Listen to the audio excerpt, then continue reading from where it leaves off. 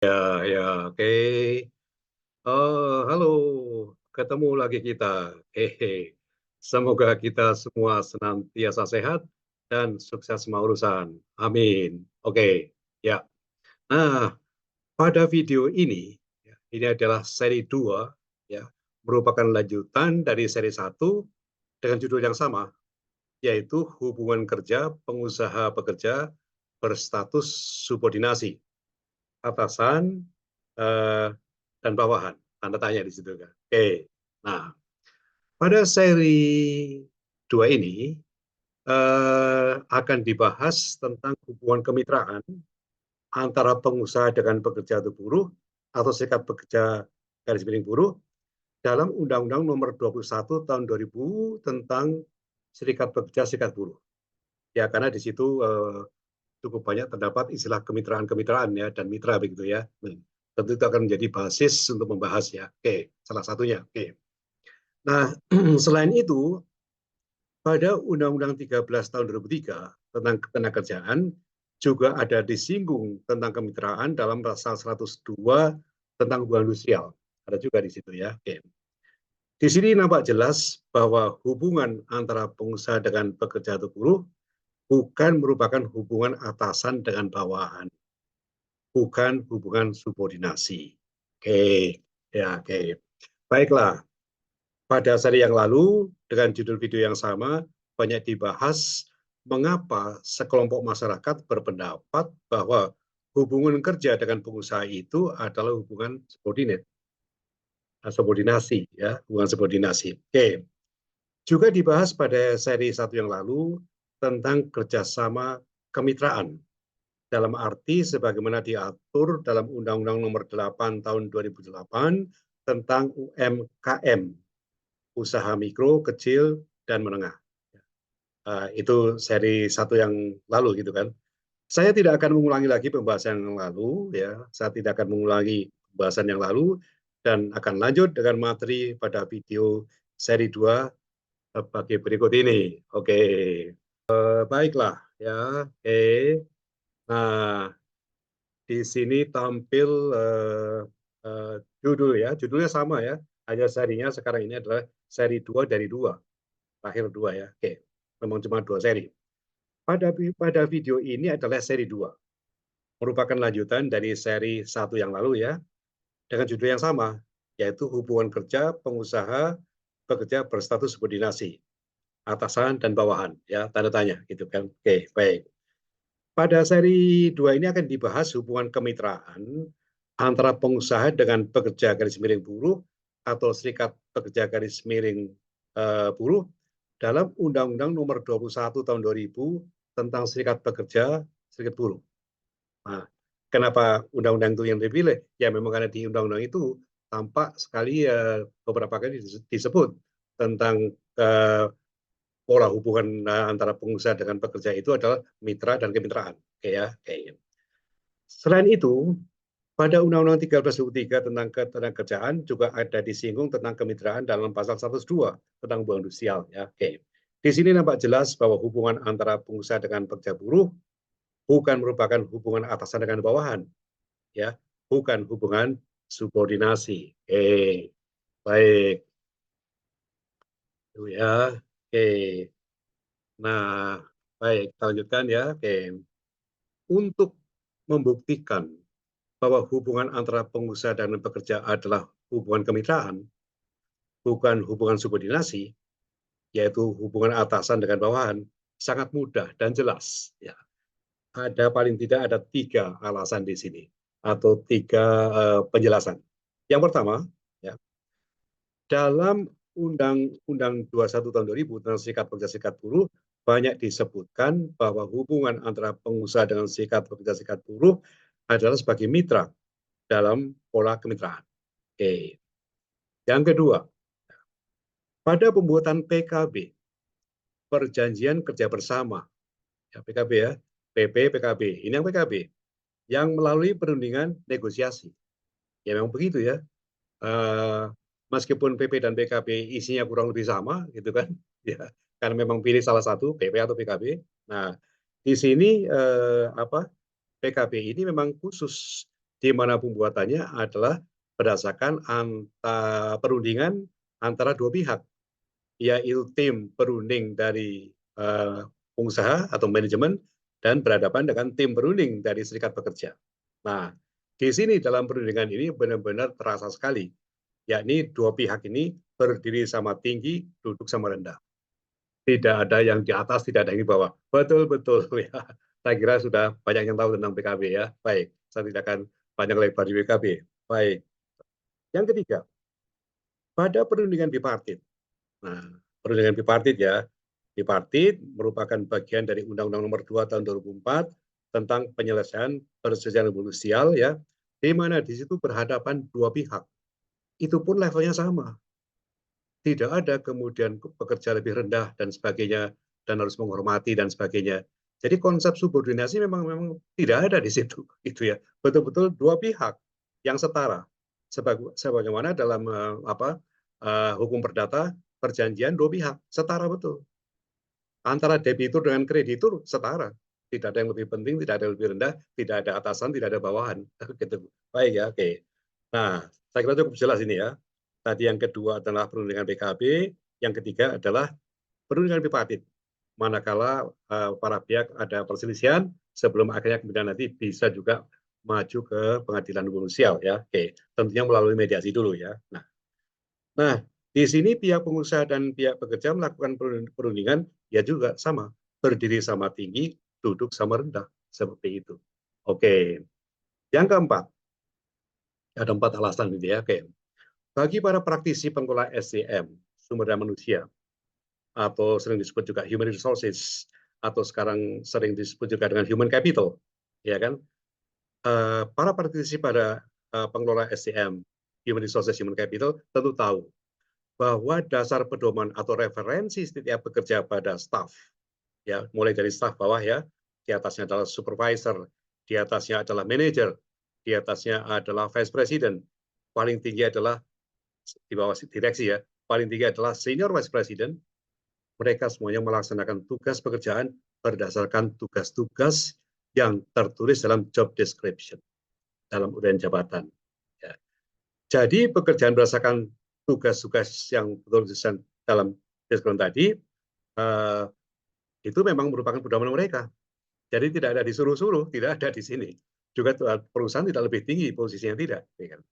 Jadi berdasarkan pada itu ya, ketika seorang pekerja, bicara pekerja ini mulai dari staff sampai senior vice president namanya pekerja semuanya kan, atau dulu namanya buruh. Nah kira-kira mau nggak kalau pangkatnya itu vice president disebut buruh? Nggak ada yang mau ya, saya kira ya. Jangankan vice president lah, supervisor atau manajer dibilang buruh nggak mau kan. Lalu bagaimanapun ini ada koneksi emosional di sini gitu, dan itu manusiawi ya. Baik. Jadi ketika seorang pekerja tiba di tempat kerja masing-masing pekerja akan melaksanakan tugas mereka berdasarkan pada job atau pekerjaan yang tertulis dalam job description. Tidak ada ini ke sana, ini ke sana. Enggak. Ya. Saya tidak menafikan tidak ada sama sekali, ada. Tapi itu sangat sedikit. Sangat sedikit. Ya wajar saja lah. Wajar saja. Karena bisa juga dibalik. Bahwa bawahan juga bisa mengingatkan atasan untuk melakukan sesuatu. Iya kan? Sama loh. Ya. Misalnya seorang manajer, dia kan bicara dengan vice president mengingat, Pak, jangan lupa Pak, ini minggu ini kita harus rapat. Itu dari bawah ke atas ini malah. Bagaimana kalau begitu ya? Oke, nah, gitu kan. Oke, jadi tidak ada mekanisme suruh-suruh seperti yang digambarkan Tempo dulu pada waktu zaman Belanda. Kalau dulu memang begitu ya. Buka itu misalnya pada operator. Saya tidak bicara teknis lah sudah ya. Saya tinggalkan. Oke. Oke. Jadi bukan harus disuruh-suruh seperti dulu oleh atasan. Ya, seperti model lama zaman dulu. Oke.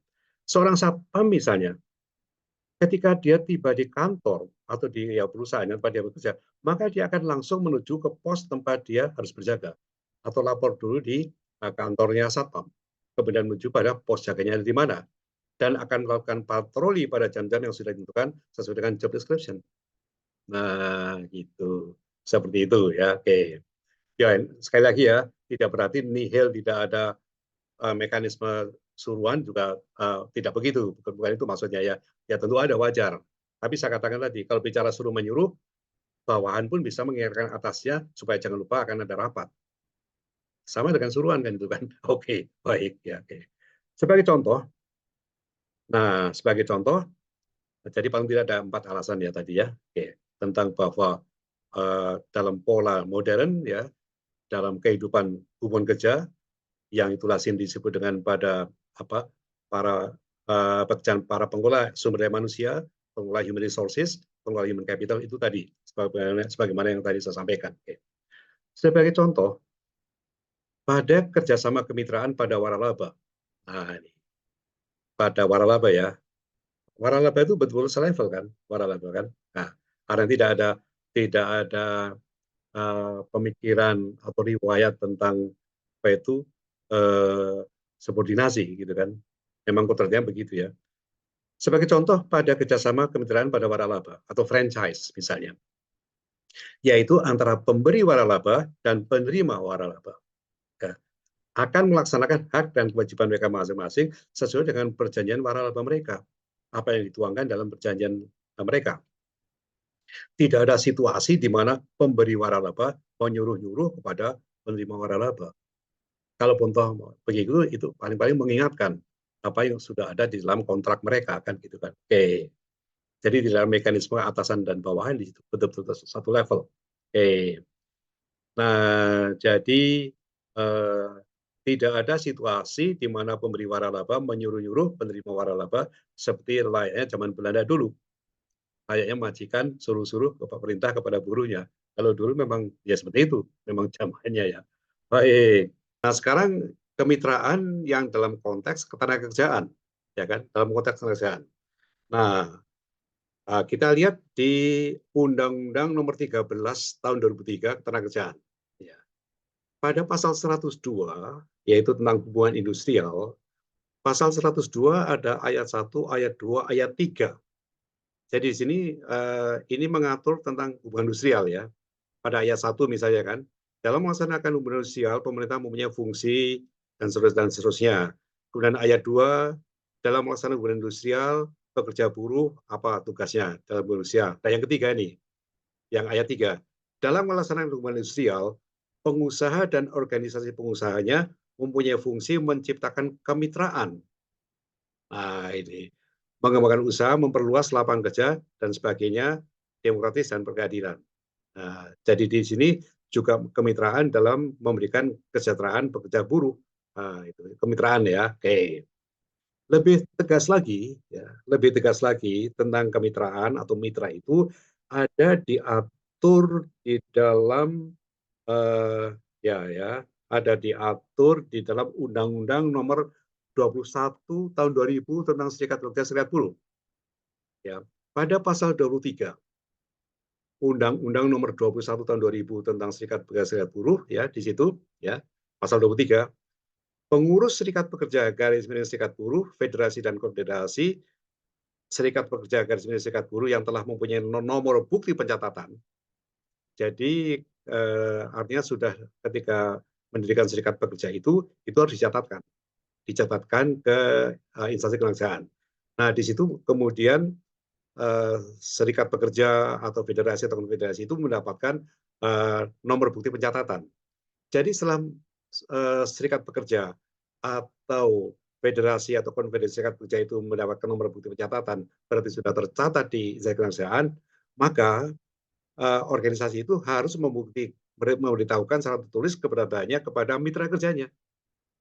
Nah, mitra kerjanya siapa lagi? Ya adalah manajemen, adalah pengusaha. Jadi serikat pekerja harus lapor mengatakan kami sudah ada, memberitahu pada mitra kerjanya. Nah, mitra kan.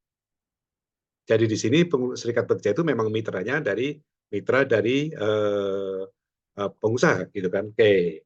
Itu pasal 23. Kemudian masih di Undang-Undang Nomor 21 Tahun 2000 ya. Pada berikutnya ini apa slide ada bisa dilihat di screen ya. Pada penjelasan, setiap undang-undang itu ada penjelasannya ya. Jadi ini di bagian belakang.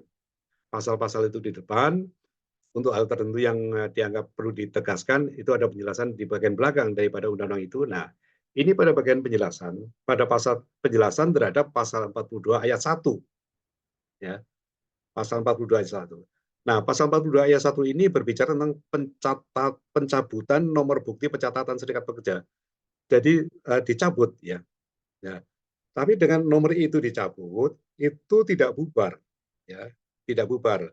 Tetapi kehilangan hak si serikat pekerja atau federasi atau konfederasi itu kehilangan haknya untuk melakukan sebagaimana diatur dalam pasal 25 ayat 1 huruf A B C Undang-Undang 21 2000. Nah, apa itu? Ya. Apa itu bunyi atau isi pasal 25 ayat 1 huruf A B C? Nah, kalau kita lihat di dalam Undang-Undang 21 tahun 2000 itu ya, itu hak dan kewajiban serikat pekerja itu ya, serikat pekerja atau federasi atau konfederasi itu pada pasal 25 ayat 1 itu A, berhak membuat perjanjian kerjasama dengan pengusaha. Perjanjian kerja bersama ya, berhak membuat perjanjian kerja bersama dengan pengusaha. B, berhak mewakili pekerja atau buruh dalam menyelesaikan persetujuan buruh sial. Yang ketiga, yang C ya, berhak untuk mewakili pekerja atau buruh dalam lembaga ketenagakerjaan. Nah, tiga hak ini kehebatan daripada serikat pekerja, federasi maupun konfederasi. Nah, ini dicabut. Ini aja yang dicabut. Jadi dia tidak bisa mengadakan perundingan PKB, tidak dapat kemudian mewakili menjadi kuasa di sidang pengadilan buruh sial, dan yang berikutnya juga tidak dapat duduk dalam lembaga ketenagakerjaan, misalnya FKS bipartit, seperti itu. Ini yang dicabut. Nah, di sini.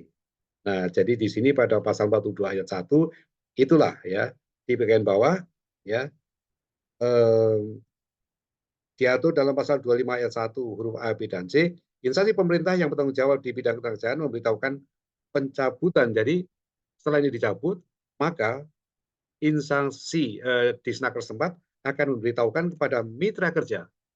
Ya siapa lagi mitra kerja adalah pengusaha. Pengusaha akan diberitahu, serikat pekerja ini atau federasi serikat pekerja ini atau konfederasi serikat pekerja ini itu sudah dicabut hak-hak tadi yang untuk membuat PKB, untuk kemudian mewakili di pengadilan buruh sial atau mewakili di LKSP Partit.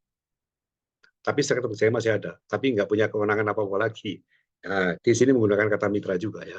Nah, jadi ini kan judulnya sekarang bahwa serikat pekerja itu ya itu memang mitra daripada pengusaha, termasuk ya pekerjanya juga mitra gitu kan. Oke. Nah, kemudian ini ada di sini adalah tentang penjelasan. Jadi setiap undang-undang itu tadi saya katakan ada bagian penjelasan. Nah, di penjelasan ini itu merupakan narasi yang panjang ya, menjelaskan ya tentang undang-undang itu ya. Nah, di sini muncul di atas ya, pekerja buruh merupakan mitra kerja pengusaha. Tegas. Mitra ya, ya kan? Pekerja garis miring buruh merupakan mitra kerja. Nah, di bawah juga demikian, ya kan? Nah, oleh karena itu pekerja buruh dan serikat pekerja harus memiliki rasa tanggung jawab atas kelangsungan perusahaan, dan sebaliknya pengusaha harus memperlakukan pekerja atau buruh sebagai mitra. Tegas. Jadi di Undang-Undang Nomor 21 Tahun 2000 di situ ditegaskan bahwa pekerja buruh itu mitra dari pengusaha, bukan subordinasi. Maunya ke sana ya. Jelaskan ya. Baik, ya kita lanjutkan sekarang. Jadi sampailah pada merangkum di sini, sebagaimana tadi saya sampaikan bahwa kemitraan itu ada dua macam, ya. Jadi di screen tampil di situ, kemitraan di atas itu ya, itu antar badan usaha. Contohnya adalah Inti Plasma, Waralaba, joint venture, dan lain ya. Ini sudah dibahas sebelumnya.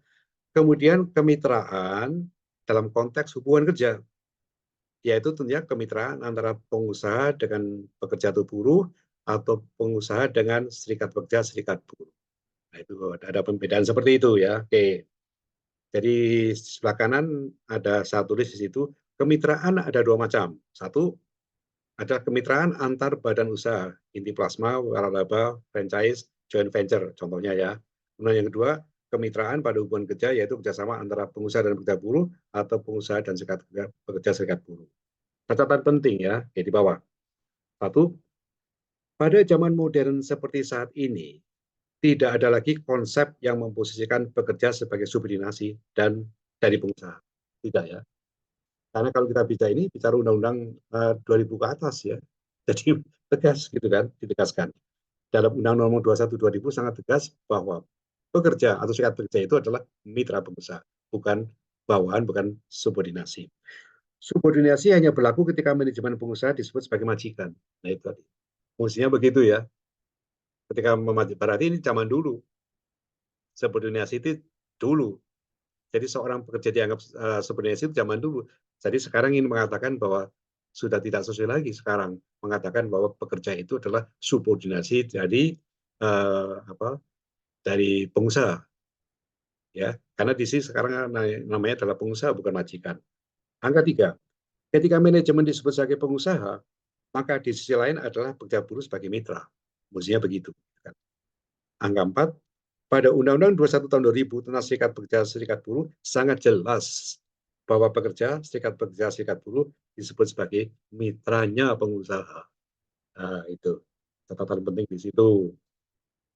Oke, ya kita lanjut. Catatan pada zaman modern ya, oke, saya kira sudah ya, sudah jelas. Oke, nah kemudian berikutnya adalah tentang perintah dalam hubungan kerja. Tentang perintah dalam hubungan kerja ya. Oke. Yang sebelah kiri, gambar sebelah kiri ini saya copy ke sini. Di sini ada saya jelaskan ada 5 hal ya, sebelah kanan itu ya, tentang perintah dalam hubungan kerja. Satu, hubungan kerja. Memang ini semua hafal ya, apa itu definisinya. Hubungan kerja adalah dibuat berdasarkan pada perjanjian kerja yang ada unsur pekerjaan, perintah dan upah.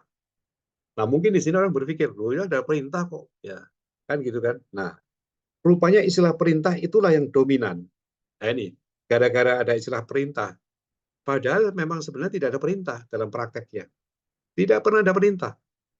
Karena jelas ya dalam hubungan kerja itu menggunakan job description.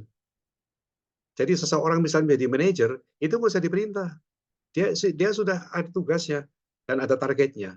Dan untuk diketahui ya, ini mungkin barangkali ini para akademisi ya, para akademisi. Saya sampaikan. Sebenarnya saya juga akademisi, sekarang akademisi. Dulu saya praktisi ya. Saya praktisi 30 tahun, jadi sudah mendarah daging. Nah, sekarang saya akademisi, jadi saya tahu dua situasi gitu ya. Bahwa di dalam di dalam praktek itu ada istilahnya namanya KPI, Key Performance Indicator. Jadi ketika misalnya memasuki tahun baru, ya Januari, itu bicara antara bawahan dan atasan. Dasarnya tentunya adalah job description. Jadi dia akan dibicarakan lagi tentang jobnya apa saja dan sebagainya. Nah, kemudian target-target apa yang mesti harus dilaksanakan. Itu KPI, diberi target. Nah, itu mekanismenya seperti itu. Bukan diperintah, disuruh ini, disuruh enggak, tidak ada. Tidak ada perintah. Tidak ada perintah. Tidak ada perintah. Oke, tadi angka 1 sudah ya, angka 1 sudah. Sekarang angka 2. Rupanya istilah perintah itulah yang dominan memberikan makna subordinasi. Ya. Tapi untuk diketahui bahwa pada kenyataannya tidak seperti itu. Ya tentunya tidak bisa dong. Artinya membuat peraturan tapi prakteknya tidak demikian. Tidak sinkron namanya ya. Oke, angka 3. Padahal dalam praktek hubungan kerja modern tidak ada lagi konsep perintah, tidak ada. Semuanya berdasarkan pada job description dan kemudian KPI. Artinya target-target apa yang akan dilaksanakan pada 1 tahun ke depan. Itu yang berlaku. Bukan diperintahkan. Ini seakan-akan disuruh ke sana kemari. Tidak seperti itu. Jadi ini untuk memperjelas bahwa subordinasi memang tidak tepat untuk era modern. Ya. Oke. Angka 3, padahal dalam praktek hubungan kerja modern tidak ada lagi konsep perintah. Konsep yang berlaku adalah setiap job di backup dengan job description. Dasarnya adalah job description. Apakah dia staff, apakah dia manager, apakah dia vice president, apakah dia senior vice president, itu pedomannya adalah melaksanakan tugas adalah melaksanakan apa yang tertulis dalam job description. Oke. Angka 4, bekerja kesehariannya melaksanakan tugas berdasarkan pada job description. Dan dalam rangka tadi sudah ada yang tadi dikatakan bahwa ada KPI. key performance indicator. Jadi sudah dijadwalkan performance-nya itu ini, dan sebagainya. Nah, nanti dilihat, dinilai bagaimana pemenuhan daripada kinerja itu sesuai dengan target yang ditentukan. Kemudian besarnya upah, ya, angka 5 didasarkan atas apa yang terurai dalam job description. Ya, jalan ke situ. Oke, jadi berikutnya rangkuman cara pandang. Ini merekap ya. Di sebelah kiri ada KEL, itu kelompok 1, 2, dan 3. Pada kelompok 1 profesinya adalah di situ akademisi, profesinya ya. Kalau profesinya akademisi, sarjana atau ahli hukum, bisa-bisa pendapatnya seperti di sini. Dalam hubungan kerja ada subordinasi. Karena mereka hanya baca teori ya, atau buku-buku dan sebagainya. Ya, jelas bukan praktisi kan memang ya. Ya tidak ada yang salah. Ya memang ada profesi itu nggak apa-apa. Sehingga sudut pandangnya adalah paradigma berangkat dari adanya hubungan yang kerja sejak ada hukum perburuan dan hubungan majikan dengan buruh. Yang enggak apa-apa pendapat mereka ya. Oke. Nah, ini yang kedua. Kelompok kedua. Ini adalah praktisi hubungan kerja atau pengelola SDM atau pengelola human resources atau human capital. Saya kira praktisi tahu tentang istilah ini. Nah, pendapatnya adalah dalam perusahaan ada pekerja dengan berbagai keahlian. Ada orang finance, ada orang IT, ada orang marketing, ada orang production, begitu. Pekerja melaksanakan tugas misalkan job description. Harus dilaksanakan seperti itu. Nah, kalau tidak dilaksanakan seperti itu, nilainya rendah. Nilai rendah, kenaikan gajinya juga rendah. Itulah praktisi, gitu kan. Nah, di sebelah kanan sudut pandangnya, dalam satu perusahaan, jabatan mulai dari staff, supervisor, manager, vice president, senior vice president, bekerja berdasarkan job description. Tidak ada pola perintah-perintah, tidak perintah. Tidak dikenai adanya subordinasi. Tidak ada atasan minta bawahan, tidak ada. Tidak ada. Ya, itu dilihat dari kacamata atau situasi mekanisme kegiatan praktisi pengelola sumber daya manusia di perusahaan. Yang berikutnya, praktisi hubungan. Nah, sekarang kalau merangkap, dia juga praktisi hubungan kerja, tapi jadi akademisi banyak kan. Jadi seseorang mengajar, mungkin dia seorang manajer di PT apa begitu, atau mungkin dia pensiunan. Saya lah misalnya, saya pensiunan ya, saya pensiun dari Migas, oke, yang sekarang menjadi dosen gitu kan. Nah, saya tahu dua-duanya, gitu kan. Cenderung sesuai dengan kelompok 2 juga sih. Ya biasa, karena memang begitulah keadaannya. Cenderung sesuai kelompok 2. Inilah rangkumannya ya. Mudah-mudahan menjadi jelas. Di sini tidak katakanlah oh itu salah apa dan sebagainya, karena masing-masing punya alasan. Yang profesinya adalah akademisi, full dari muda sampai senior, sampai maaf ya, sampai akan pensiun akademisi, ya memang apa boleh buat. Yang dibaca adalah buku, textbook dan sebagainya. Tapi kalau praktisi memang dia sarjana hukum, tapi dia bekerja di perusahaan, lain lagi sudut pandangnya. Oke ya, oke. Saya kira cukup jelas. Nah, di bawah satu, subordinasi hanya berlaku ketika manajemen perusahaan disebut sebagai majikan. Ya, itu memang kemudian cenderung menyebut istilah subordinasi, yaitu pada era masa penjajahan Belanda, di mana istilah dalam KUH Perdata menyebutkan para pihak dalam hubungan kerja adalah majikan dan buruh. Ketika manajemen disebut sebagai pengusaha, maka di sisi lain pekerja adalah buruh, adalah sebagai mitra. Oke. Pada Undang-Undang 21 tahun 2000, tentang serikat pekerja serikat buruh, sangat jelas bahwa serikat pekerja serikat buruh disebut sebagai mitra pengusaha. Oke, ya, oke. Baik, sampai di sini ya. Oke, sudah tuntas sudah tentang kemitraan ya. Sudah tuntas sudah kemitraan, semoga bermanfaat ya. Silakan share dan sebagainya dan membagi pengetahuan saya kira baik-baik saja. Oke, sampai ketemu lagi di lain kesempatan dengan topik yang tidak kalah serunya. Oke, sampai ketemu lagi. Sukses, sehat selalu. Sukses. Oke, ya.